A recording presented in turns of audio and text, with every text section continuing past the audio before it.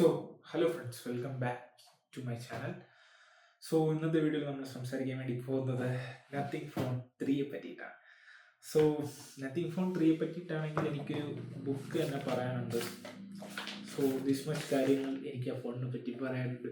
വളരെ മികച്ച കാൽപ്പയുടെ ഒരു ഫോണാണ് നത്തിങ് ഫോൺ 3.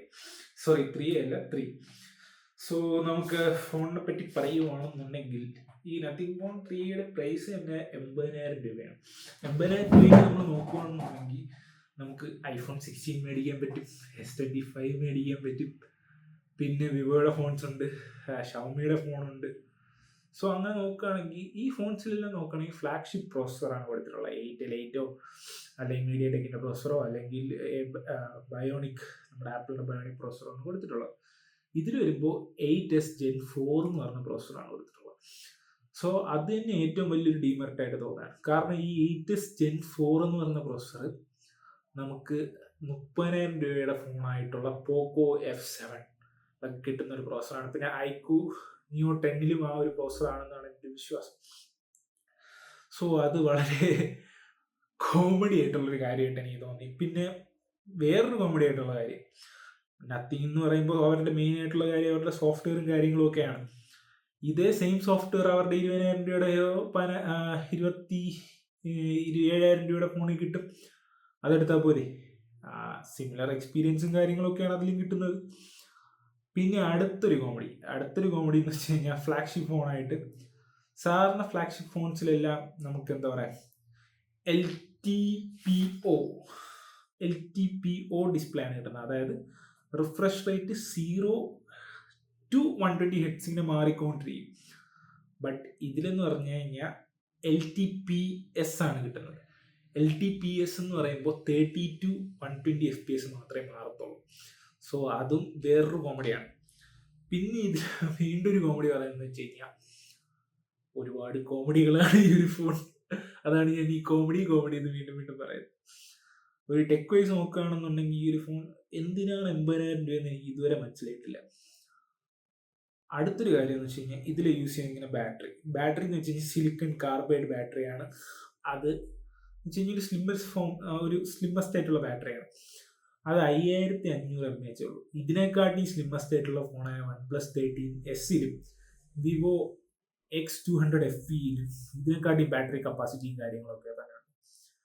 പിന്നെ വരുന്ന വേറെ സംഭവം എന്ന് വെച്ച് കഴിഞ്ഞാൽ ഡിസൈനാണ് കോമഡി. ക്യാമറ 4 എടുത്ത് തെറിച്ച് വെച്ചിരിക്കുന്ന പോലെ ഒരു ഡിസൈൻ. അതായത് ക്യാമറ 3 സൈഡിൽ തോന്നിയത് പോലെ ഇരിപ്പുണ്ട്. ഡിസൈൻ എന്ന് വെച്ച് കഴിഞ്ഞാൽ എനിക്ക് ഒറ്റ വാക്കിൽ പറയുകയാണെങ്കിൽ അഗ്ലി എന്ന് വേണമെങ്കിൽ പറയാം. പലരും അതിനെ യുണീക്ക് എന്ന് പറയുന്നുണ്ട്, ചിലർക്ക് അതിനെ ഇഷ്ടപ്പെടുന്നു പറയുന്നുണ്ട്. എനിക്കതൊരു അഗ്ലി ഫീലാണ് തോന്നിയത്. നത്തിങ്ങിൻ്റെ ബാക്കി ഫോൺസിൻ്റെയൊക്കെ ഡിസൈനൊക്കെ ആദ്യം കാണുമ്പോൾ അത്ര അടിപൊളി അല്ലെങ്കിൽ പിന്നെ കണ്ടുവരുമ്പോൾ അത് ഭയങ്കര അടിപൊളിയായിട്ട് തോന്നാറുണ്ട്. But this one is ugly. Even നത്തിങ്ങിൻ്റെ 3A പ്രോയോ അങ്ങനെ ഒരു ഫോണില്ലേ, അതിൻ്റെ ഡിസൈൻ വരെ എനിക്ക് ബെറ്റർ ആയിട്ട് തോന്നി. മോശം എന്ന് വെച്ച് കഴിഞ്ഞാൽ വെറും മോശം എന്ന് തന്നെ പറയും. എനിക്ക് ആ ഡിസൈൻ ഒട്ടും തന്നെ ഇഷ്ടപ്പെട്ടില്ല. Most of the people didn't like that design. So nothing CEO വന്നിട്ട് അവരെ ഫീഡ്ബാക്ക് സെക്ഷൻ പോലെയൊക്കെ ഒരു വീഡിയോ യൂട്യൂബിലുണ്ട്. നത്തിങ്ങിൻ്റെ CEO വന്നിട്ട് പല കണ്ടന്റ് ക്രിയേറ്റേഴ്സിൻ്റെ വീഡിയോസ് റിയാക്ട് ചെയ്യുന്ന, അതിൽ 90% കണ്ടന്റ് ക്രിയേറ്റേഴ്സും ആ ഒരു ഡിസൈൻ ഇഷ്ടപ്പെട്ടില്ല എന്ന് തന്നെയാണ് പറയുന്നത്. പിന്നെ ഗ്ലിഫ് ലൈറ്റ് എടുത്ത് കളഞ്ഞിട്ട് ഗ്ലിഫ് മെട്രിക്സ് കൊണ്ടുവന്നു. ആദ്യമേ ഗ്ലിഫ് ലൈറ്റ് ഒരു ഗിമിക്സ് പോലെയാണ് എല്ലാവർക്കും തോന്നിയത്.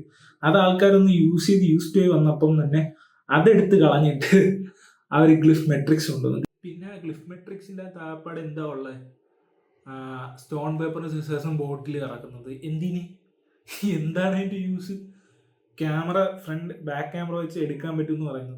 പക്ഷെ എന്താ കാണിക്കുന്നത്, ഡോട്ടായിട്ടുള്ള ഡിസ്പ്ലേ അല്ലേ, അതിലെന്ത് കാണാനാ? പിന്നെ അത് പുതിയ ഇന്നോവേഷൻ ആണോ? ഇതിനു മുമ്പ് വേറെ ഫോൺസ് ഒക്കെ ഡിസ്പ്ലേ കൊണ്ടുവന്നിട്ടില്ലേ? അപ്പം ഒരു യൂട്യൂബർ ഇങ്ങനെ ചോദിക്കുന്നുണ്ട് എന്തിനാണ് ഈ ക്ലിഫ് മെട്രിക്സ് കൊണ്ടുവന്ന് അതിന് വരെ ഡിസ്പ്ലേ വെച്ചുകൂടായിരുന്നു. അപ്പോൾ കാൽപ്പിൽ പറയുന്നത് അത് നമുക്ക് എന്താ പറയുക, ആൾക്കാരെ ഫോക്കസ് ഇമ്പ്രൂവ് ചെയ്യാനാണ്. അടിപൊളി. സ്മാർട്ട് ഫോണെ ഫോക്കസ് കളയുന്ന ഒരു സാധനം, അതിലിനി ഫോക്കസ് ഇമ്പ്രൂവ് ചെയ്യാനാണ്. എൻ്റെ കാൽപ്പ എനിക്ക് അറിഞ്ഞൂടെ. പിന്നെ ബാക്കിൽ ടച്ച് പാനൽ വീഡിയോ റെക്കോർഡ് ചെയ്യുമ്പോൾ മറ്റേ ചുവന്ന ലൈറ്റ് കത്തുന്ന സെറ്റപ്പ്, അങ്ങനെ കുറേ സംഭവങ്ങളുണ്ട്. പിന്നെ കോസ്റ്റ് കട്ടിങ്ങിന് വേണ്ടി കുറേ സംഭവങ്ങൾ ചെയ്തിട്ടുള്ളതെന്ന് വെച്ച് കഴിഞ്ഞാൽ USB 2.0. പണ്ടത്തെ ജാംബോന്റെ കാലത്തെ സാധനങ്ങളൊക്കെയാണ് ഇപ്പം കൊണ്ടുവച്ചിരിക്കുന്നത്. പിന്നെ എന്താ, പിന്നെ ചിപ്സെറ്റിനെ പറ്റി പറയുകയാണെങ്കിൽ 8s Gen 4 ആണ്. പ്രത്യേകിച്ച് കൂളിംഗ് സിസ്റ്റവും കാര്യങ്ങളൊന്നുമില്ല. ത്രോട്ടിൽ ടെസ്റ്റിലൊക്കെ നല്ല രീതിക്ക് ഫോൺ ഹീറ്റ് ആവുന്നുണ്ട്. അങ്ങനെ ഒരുപാട് ഇഷ്യൂസും കാര്യങ്ങളൊക്കെ ഫോണിനുണ്ട്. പിന്നെ കാൽപ്പേ ഇതിന് പറയുന്നതെന്ന് വെച്ച് കഴിഞ്ഞാൽ 8 Lite'ും 8s Gen 4ഉം തമ്മിൽ വലിയ വ്യത്യാസങ്ങളൊന്നുമില്ല. അവർ ഗെയിമുകളൊക്കെ ടെസ്റ്റ് ചെയ്തു. ചില ഗെയിംസിന് മാത്രമേ അഡ്വാൻറ്റേജസ് ഉള്ളൂ, ബാക്കി ഇതിലൊക്കെ ഇത് അടിപൊളിയാണ്. പിന്നെ ഞങ്ങൾ ചെറിയൊരു കമ്പനിയാണ്, ഞങ്ങൾക്ക് ഇത്രയും പ്രൈസിന് കുറച്ചൊന്നും കിട്ടത്തില്ല. പോക്കോ F1ഉം പോക്കോ F4ഉം നിയോ 10നൊക്കെ കുറഞ്ഞ പ്രൈസിൽ കിട്ടുന്ന പോലെ ഞങ്ങൾക്ക് കിട്ടുന്നില്ല. ഞങ്ങൾക്ക് എന്താ പറയുക, അങ്ങേരൊരു സെൻറ്റി അടി. മൊത്തത്തിൽ നോക്കുകയാണെന്നുണ്ടെങ്കിൽ ഈ ഒരു ഫോൺ ഒരു ദുരന്തമായിട്ടാണ് എനിക്ക് തോന്നിയത്. പക്ഷേ ഇത് അവരൊരു മാർക്കറ്റിംഗ് സ്ട്രാറ്റജിയും പോലെ എനിക്ക് തോന്നുന്നുണ്ട്. കാരണം എന്ന് വെച്ച് കഴിഞ്ഞാൽ ഒരു നെഗറ്റീവ് പബ്ലിസിറ്റി പോലെ ആൾക്കാർ ഈ ഒരു ഫോണിനെ പറ്റി ഇങ്ങനെ സംസാരിക്കുകയാണ്. അപ്പോൾ ഇതിൻ്റെ നത്തിങ് ബ്രാൻഡിൻ്റെ പബ്ലിസിറ്റി കൂടും. പിന്നെ ഈ ഒരു ഫോൺ സെയിൽ സമയത്തൊക്കെ ഒരു 40,000 to 50,000 വരാൻ ചാൻസ് ഉണ്ട്. ആ ഒരു പ്രൈസ് സെഗ്മെന്റിൽ വരുവാണെങ്കിൽ നിങ്ങൾക്ക് നത്തിങ് എന്ന ബ്രാൻഡ് ഇഷ്ടമാണെന്നുണ്ടെങ്കിൽ ആ ഒരു ഫോൺ ചൂസ് ചെയ്യാവുന്നതാണ്. എന്താ പറയുക, യുണീക്ക് ആയിട്ടുള്ള ഫോൺ വേണം, അതായത് ആരുടെ ഇല്ലാത്തൊരു ഡിസൈൻ, അങ്ങനെ ഒരു ഫോൺ വേണമെന്നുള്ളവർക്ക് ആ ഫോൺ ചൂസ് ചെയ്യാം. ക്യാമറ മോശമാണെന്നല്ല, ലോ ലൈറ്റ് പെർഫോമൻസിൽ ക്യാമറ സ്ട്രഗിൾ ചെയ്യുന്നുണ്ട്. ഈവൻ 30Kയുടെ ഫോൺസ് ഇതിനെക്കാട്ടി ബെറ്റർ പെർഫോമൻസ് ലോ ലൈറ്റിൽ തരുന്നുണ്ട്. പ്രത്യേകിച്ച് നിയോ 10 കമ്പാരിസണിലൊക്കെ നിയോ 10 ഇതിനെക്കാട്ടി നല്ല പെർഫോമൻസ് എന്താ പറയുക ലോ ലൈറ്റിൽ തരുന്നുണ്ട്. സോ അങ്ങനെയൊക്കെ നോക്കുന്ന സമയത്ത് നമ്മൾ 80,000 രൂപ കൊടുത്ത് ഈ ഒരു ഫോൺ എടുക്കണോ, ചാടിക്കേറി 80,000 രൂപ കൊടുത്ത് ഈ ഫോൺ എടുക്കല്. സെയിൽ സമയത്ത് എന്തായിരുന്നാലും പ്രൈസ് ഡ്രോപ്പ് ആവും. പിന്നെ 44,000 രൂപയ്ക്ക് ഈ ഒരു ഫോൺ കിടക്കുന്നുണ്ട്. അതെന്ന് വെച്ച് കഴിഞ്ഞാൽ നത്തിങ് ഫോൺ 2 ഉള്ളവർക്ക് എക്സ്ചേഞ്ച് ചെയ്തിട്ട് 44,000 രൂപയ്ക്ക് ഈ ഒരു ഫോൺ മേടിക്കുക എന്നുള്ളൊരു ഓഫർ ഇടയ്ക്ക് എവിടെ ഫ്ലിപ്കാർട്ടിൽ എന്തോ കിടക്കുന്നുണ്ട്. സോ അങ്ങനെ കുറേ കാര്യങ്ങൾ ഉണ്ട്.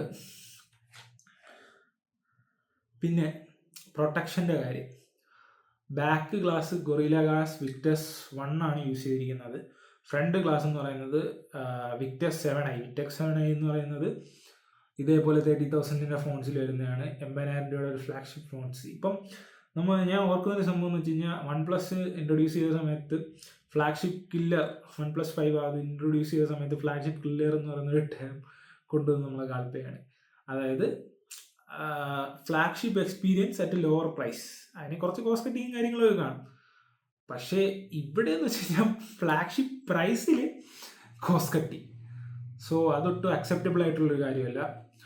എന്താണ് നിങ്ങളുടെ നത്തിങ് ഫോൺ 3നെ പറ്റിയിട്ടുള്ള നിങ്ങളുടെ അഭിപ്രായം കമൻറ്റ് സെക്ഷനിൽ പറയാം. പിന്നെ നമ്മുടെ മലയാള പ്രമുഖ യൂട്യൂബേഴ്സ് ആയിട്ടുള്ള ശാസനനൊന്നും ഇതിനെപ്പറ്റി പറഞ്ഞിട്ടേ ഇല്ല. പുള്ളി പറഞ്ഞു കഴിഞ്ഞാൽ ഫോണിനെ വലിച്ച് കീറി കൊല്ലും, അത് ഉറപ്പാണ്. പുള്ളി ഇതിനെപ്പറ്റി പറഞ്ഞിട്ടില്ല. ബാക്കി യൂട്യൂബേഴ്സും കാര്യങ്ങളും എല്ലാം ഇതേ ഒരു സെയിം ഇത് തന്നെയാണ്. ഞാൻ കുറേ യൂട്യൂബേഴ്സ്, എൻ്റെ കയ്യിൽ ഫോൺ കിട്ടിയിട്ടില്ല എന്ന് വെച്ച് കഴിഞ്ഞാൽ നമ്മൾ ചെറിയൊരു ചാനലാണ്, നമുക്ക് കിട്ടാനും ചാൻസ് ഇല്ല. ഞാൻ ഇനി പൈസ കൊടുത്ത് മേടിക്കണം, അത് നടക്കുന്ന കാര്യമല്ല. സോ എന്താ പറയുക,